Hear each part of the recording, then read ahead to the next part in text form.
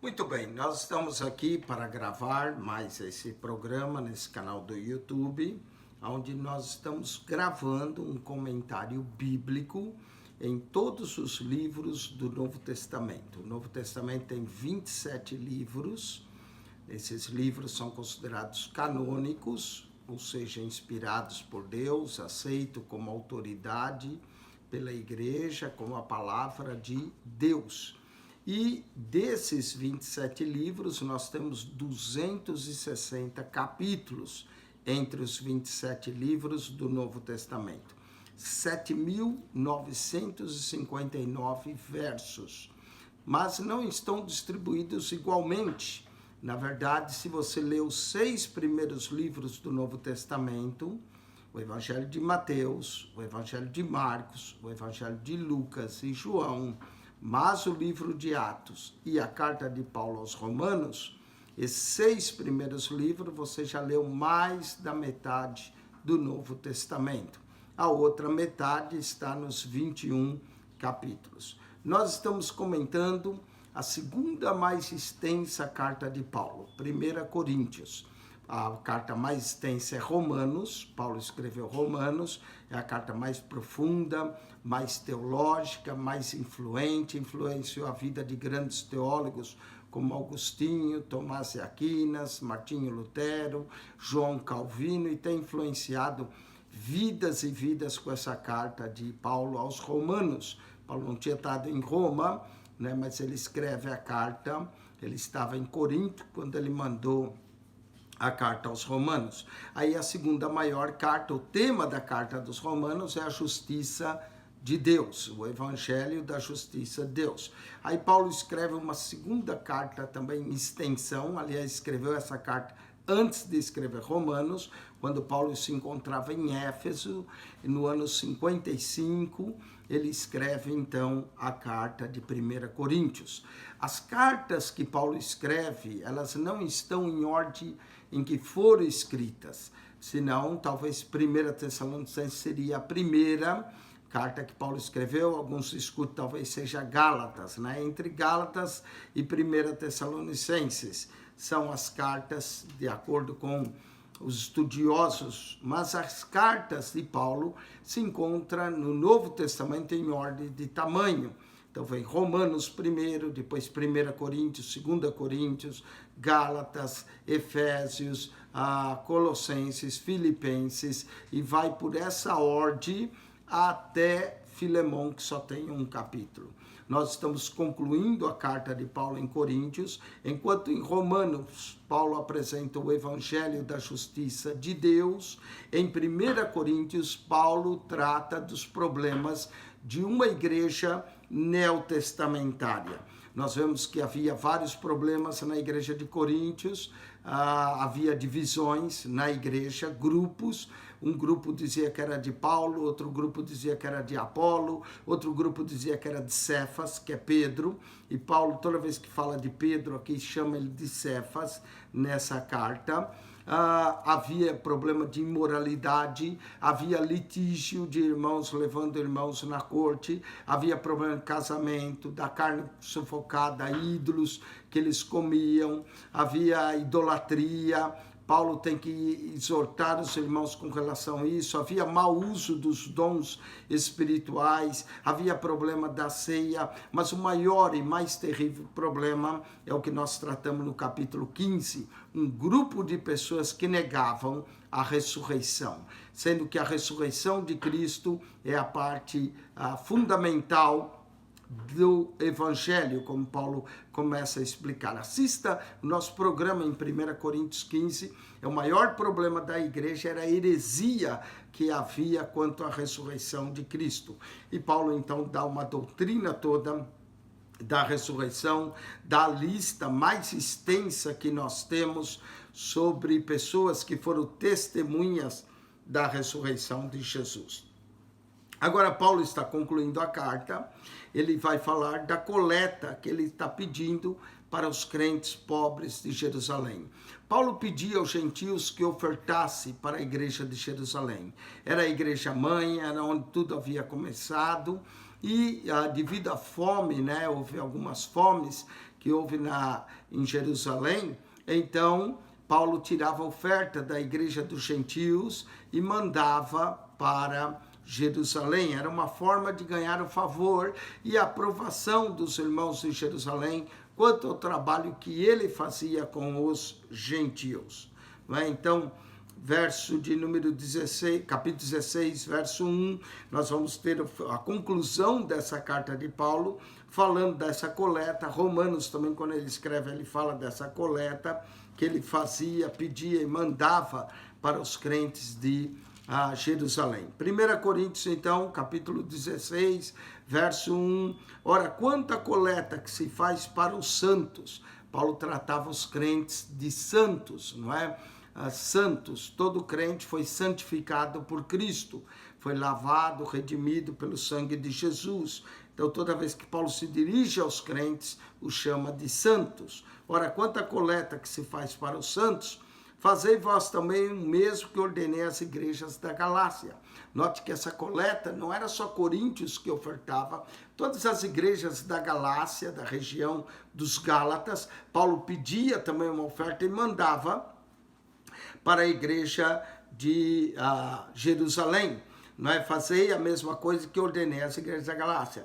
No primeiro dia da semana, interessante, primeiro dia da semana, não é? Nós notamos que o sábado, que era o 7º dia, era o dia que os judeus guardavam como dia santo. Lembra-te do dia do sábado para o guardar e o santificar. Mas o primeiro dia da semana é o dia da ressurreição de Jesus. A igreja de Cristo se reunia no primeiro dia da semana. Entre os gentios, como eles não guardavam o sábado, eles começaram a guardar o domingo como dia do Senhor. Aliás, o nome domingo, que vem domínios, quer dizer dia do Senhor. Então, a igreja primitiva guardava o domingo. Nós vemos Atos capítulo 20, verso 7, que eles se reuniam no primeiro dia de semana para partir o pão, que Paulo pede a coleta no primeiro dia da semana, que é quando a igreja se reunia. Isso aí é uma notícia para os sabatistas que gostam de defender que o dia de adoração é o sábado, não é? Entre os judeus, eles guardavam sim o sábado. Era bíblico, era mandamento de Deus, mas na igreja, a igreja bem cedo, entre os gentios, começou a guardar o domingo como dia do Senhor, dia de cultuar a Deus, não é? Então a igreja guardava o domingo, está aqui, ó, no primeiro dia da semana. Os sabatistas dizem que a invenção da guarda do domingo veio de Constantino, depois Constantino oficializou o cristianismo, e que é a marca da besta quem guarda o domingo. Besta é quem diz isso, que não conhece a Bíblia, que não lê a Bíblia, que não vê que a igreja reunia no primeiro dia da semana. Está aqui a prova, 1 Coríntios 16, 2. Uma vez uma irmã perguntou, pastor, por que não no sábado, por que no domingo? Está aqui a razão, não é? E essa irmã, como insistia com o sábado, eu falei, olha irmã, quer saber? A igreja primitiva reunia era todos os dias, não é? Todos os dias. Seria bom se nós tivéssemos culto todos os dias. Deus é o Deus de todos os dias, não é? Mas aqui está dizendo no primeiro dia da semana. Cada um de vós põe à parte o que puder ajuntar. Então, se a igreja coletava, punha à parte o que pudesse ajuntar para ajudar os irmãos de Jerusalém. E era conforme a sua prosperidade. Então, era igual. Quem era mais próspero deveria dar mais. Quem era menos próspero dava menos, conforme as suas prosperidade, para que não faça as coletas quando eu chegar. Paulo já ordenava que fosse tirada as ofertas, essa oferta seria guardada para os crentes em Jerusalém, não é? E quando eu tiver chegado, mandarei os que por cartas aprovardes para levar a vossa dádiva a Jerusalém. Paulo diz, quando eu chegar aí, então nós vamos fazer uma carta, vocês veem quem é que vai levar essa oferta e nós vamos levar. Paulo não queria ele carregar a oferta, ele preferia que as igrejas a qual era tirada a coleta, dinheiro, pudessem eles mesmos levar, para que ninguém dissesse que Paulo estava pegando o dinheiro da igreja. E quando tiver chegado, mandarei aqui por cartas aprovardes para levar a vossa dádiva a Jerusalém. E se valer a pena que eu vá, irão comigo, não é? Paulo diz, olha, se nós podemos mandar essa oferta, se eu precisar ir, então esses irmãos irão comigo. Senão eles vão e levam essa oferta de amor que é feita para os crentes de Jerusalém. Essa é a recomendação. Paulo está terminando a carta, nós lemos nesses 4 versos. O importante é que a oferta era tirada no domingo, porque a igreja se reunia no domingo. Não é? Vamos para o verso 5. Irei, porém, ter convosco, depois de ter passado pela Macedônia. Paulo estava em Éfeso, ele pretendia passar pela Macedônia, que é a região superior da Acaia. Lá tinha a igreja de Filipos, na Macedônia.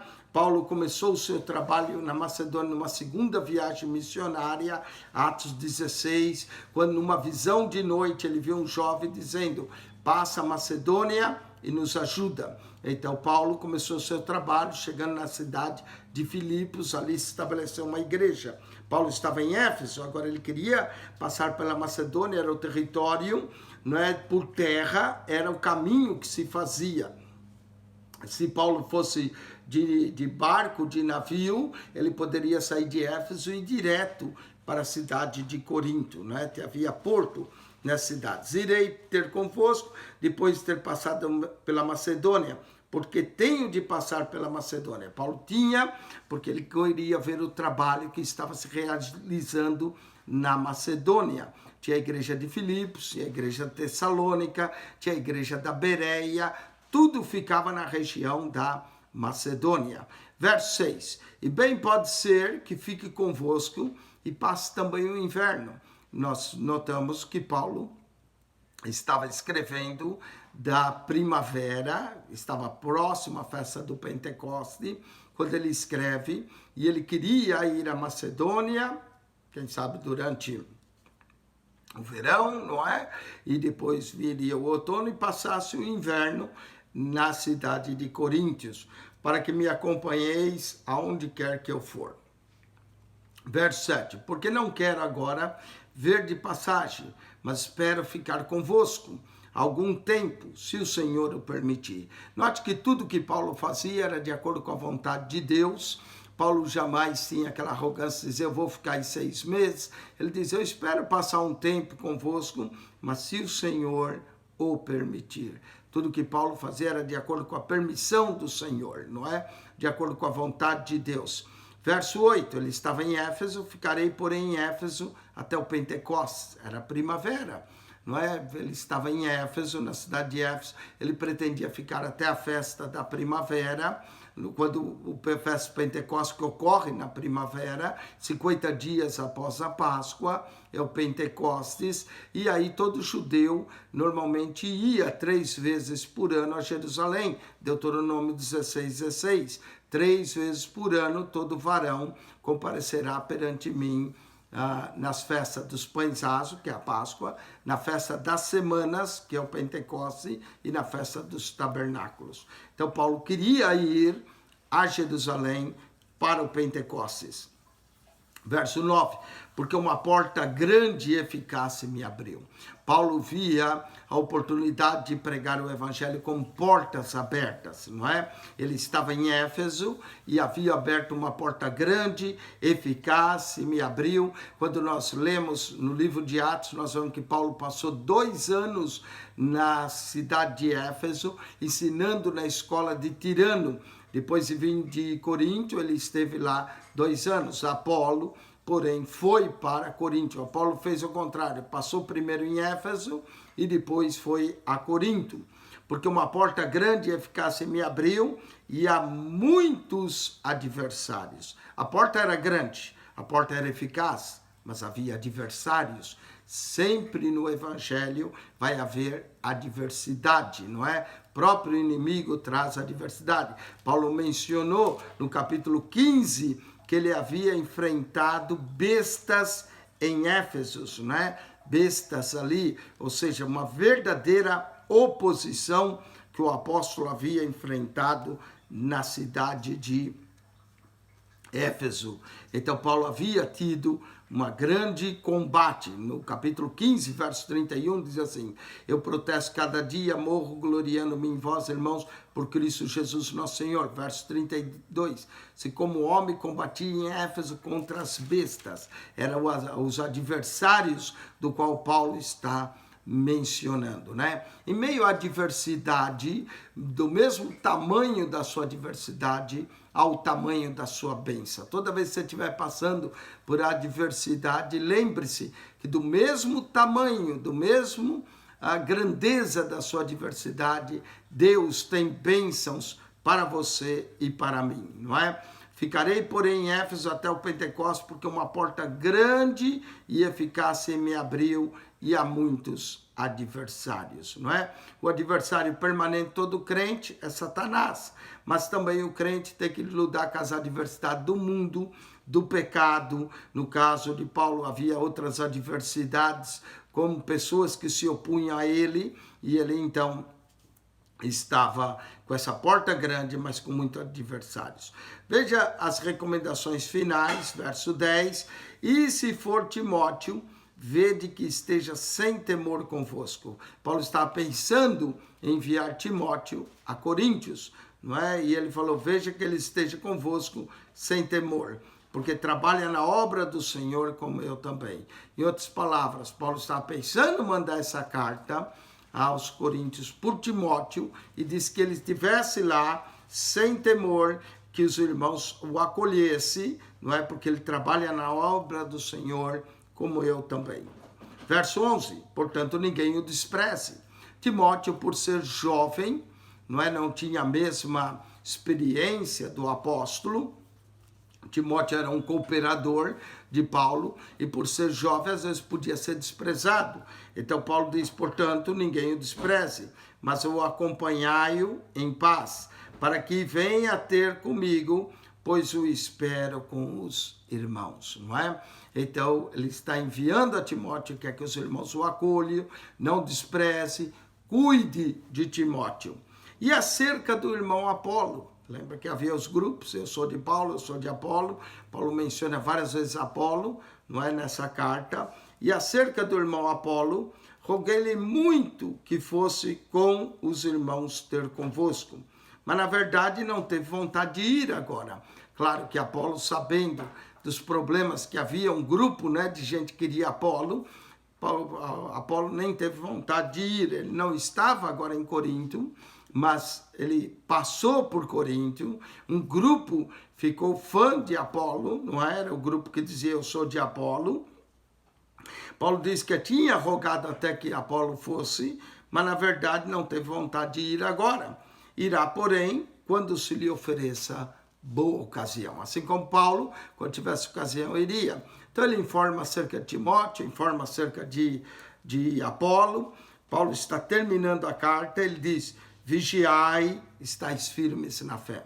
Paulo já tinha dito no capítulo 15, verso 58, portanto, meus amados, sede firmes e constantes, sempre abundantes na obra do Senhor. Agora no 16, 13, ele diz, vigiai, estáis firmes na fé. Firmeza na fé. A nossa firmeza está em Cristo, baseada na nossa fé. Portai-vos varonilmente e fortalecei-vos, né? Essa expressão vigiai, estáis firmes, nós vamos encontrar em 1 Coríntios 16, 13. Tem outra vez que Paulo diz vigiai e perseverai, em Efésios 6, 18.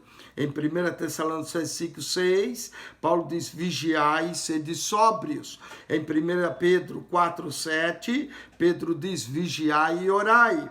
Em Apocalipse 3, 2, diz vigiai e confirmai. Então, ora a gente encontra vigiai, olhai e orai, não é? Agora nós encontramos vigiai e estáis firmes, vigiai e perseverai, vigiai e sede sóbrio, vigiai e orai, vigiai e confirmai. Então, são expressões da palavra vigilância. O crente deve estar vigilante. Aqui, vigiai e estáis firmes na fé. Portai-vos varonilmente e fortalecei-vos. 3 recomendações de Paulo no capítulo 16, verso 13. Vigiai, portai-vos, olha a tua atitude, e fortalecei-vos, não é? Fortalecei-vos, fortaleza vem do Senhor. Verso 14, todas as coisas sejam feitas com amor. Em 1 Coríntios, Paulo já tinha escrito, 1 Coríntios 13, o grande capítulo do amor, não é? 1 Coríntios 15, o grande capítulo da ressurreição. Agora ele adverte novamente que tudo que os irmãos fizessem em amor. Quer falar em línguas, tinha que haver amor. Quer profetizar, tinha que haver amor. Tudo que fizesse, seja feito em amor. E amor é como Paulo vai terminar essa carta, não é? Todas as vossas coisas sejam feitas com amor. Amor ao Senhor, amor uns pelos outros, o amor cobre uma multidão de pecados, o amor tira as divisões do corpo de Cristo, que era o que acontecia na igreja de Coríntios. Então todas as coisas sejam feitas em amor. Quer dar uma coleta? Dá em amor, não é? Respeito, amor é importante na casa de Deus. Agora vos rogo, irmãos, sabeis que a família de Estefanas é as primícias da Acaia. Não é? Os primeiros que se converteram na Acaia foi a família de Estefanos, e Paulo está lembrando isso, reconhecendo essa família. Há famílias na igreja que devem ser reconhecidas, famílias fiéis, famílias que ajudam a obra de Deus e devem ser reconhecidas, e que têm dedicado ao ministério dos santos, ao ministério em servir. Não é? A família de Estefanos era um exemplo na igreja de Coríntios, foi os primícias, foi os primeiros a se converter, né? Primícia vem de primeiros frutos. Então Paulo está reconhecendo essa família e advertindo aos irmãos que reconheça a família de Estefanas e que também vos sujeiteis. É possível que na casa e na família de Estefanos havia uma igreja. As igrejas se reuniam nas casas e nessa família, que foi as primícias, os primeiros, ali se estabeleceu uma igreja. E ele diz que também vos sujeiteis, porque eles tinham cuidado do ministério dos santos, aos tais e todo aquele que auxilia na obra e trabalha. Tudo que nós fazemos, fazemos para o Senhor. Paulo já havia dito que nenhum do nosso trabalho era vão no Senhor. Folgo, porém, com a vinda de Estefanas e de Fortunato e de Acaico. Olha os irmãos de Coríntios. Estefanas, não é? Tinha a família, a igreja. Fortunato era outro irmão. E Acaico, porque esses supriram o que da vossa parte me faltava. Esses três irmãos abençoaram Paulo, Estefanos, Fortunato e de Acaico. E por causa da oferta e do suprimento que eles trouxeram para o apóstolo Paulo, eles foram mencionados na carta de Paulo. Eles mereceram ter o seu nome em memória nas Escrituras. Porque toda oferta que nós damos, tudo aquilo que nós fazemos, fica em memória diante de Deus. E aqui, três irmãos da igreja de Coríntios, que ajudaram o apóstolo, que supriram as necessidades do apóstolo, Paulo vai mencionar na carta. Estefanos, Fortunato e Acaico. Três irmãos abençoados, porque eles supriram o que da vossa parte me faltavam, não é? Aqui Paulo usa essas palavras para indicar os irmãos Fortunato, né? Porque recriaram o meu espírito e o vosso. Reconhecei, pois, a tais. Paulo estava reconhecendo aqueles que supriram sua necessidade e manda que a igreja também reconhecesse. Nós devemos reconhecer aqueles que são fiéis, aqueles que contribuem, aqueles que trabalham na obra de Deus, aqueles que dão fruto para o Senhor Deus. A carta de Coríntios é esse exemplo para nós. Verso 19. As igrejas da Ásia vos saúdam. Paulo estava na Ásia, estava em Éfeso. Não havia só uma igreja em Éfeso. Nós vemos que havia igreja em Éfeso, em Esmirna, em Pérgamo, em Tiatira. Havia igreja também em Sardes, em Filadélfia, em Laodiceia, em Colossenses. Eram tudo igrejas da Ásia ali. E ele diz, as igrejas da Ásia vos saúdam. Saudai-vos afetuosamente no Senhor. Áquila e Prisca. Prisca é a forma abreviada de Priscila, não é? Aqui Paulo diz, saúdam no Senhor Áquila e Prisca com a igreja que está em sua casa. Então havia uma igreja na casa do irmão Stefanas, não é? Na família de Stefanas, mas também havia uma igreja em Áquila, na casa de Priscila e Áquila, estava a igreja. Todos os irmãos vos saúdam. Saudai-vos uns aos outros com ósculo santo. O ósculo, beijo no rosto, não é? Era a forma de saudar. Há igrejas que saudam com ósculo. Por exemplo, a congregação cristã no Brasil normalmente saudam com ósculo. Normalmente é entre homens e homens e mulheres, não é? Mas aí o ósculo não é tão santo porque existe uma certa discriminação, homem com homem, mulher com mulher. Mas deveriam se saudar com o ósculo santo. Paulo já havia mencionado o ósculo na carta aos Romanos, em Coríntios também. Parece que a saudação da igreja se estendia sempre com o ósculo, ou seja, com um beijo no rosto, né? Isso é a palavra ósculo, quer dizer beijo. Ósculo santo. A saudação é da minha própria mão, de Paulo. Algumas vezes Paulo utilizava-se de secretários, mas aqui, na saudação, pelo menos da carta, se ele não escreveu toda a carta, agora nessa parte ele o faz com a sua própria mão. A saudação é da minha própria mão, de Paulo. Note que ele fala só a saudação. É possível, né? E nós mencionamos, quando a carta de Coríntios foi escrita, a pessoa do irmão Sóstenes. Sóstenes, não é? Foi o irmão e que era o principal da sinagoga, a princípio se opôs a Paulo, Sóstenes sofreu. É possível que Sóstenes tenha escrito essa carta, mas a saudação foi da mão do próprio Paulo. Se alguém não ama o Senhor Jesus Cristo, seja anátema. Paulo vai terminar com amor, não é? E se alguém não ama o Senhor Jesus Cristo, seja anátema, seja excluído, seja mentiroso tal que não ama o Senhor Jesus Cristo. Nosso serviço a Deus é feito para Jesus. Nós devemos amar a Jesus porque Ele nos amou primeiro. Ele é o nosso Salvador. Paulo disse, alguém não ama o Senhor? Será que era possível na igreja ter alguém que não amasse? Certamente que aqueles que negavam a ressurreição não estavam amando o Senhor. Se alguém não ama o Senhor Jesus Cristo, seja anátema, seja excluído. Aí Paulo solta uma palavra interessante, Maranata.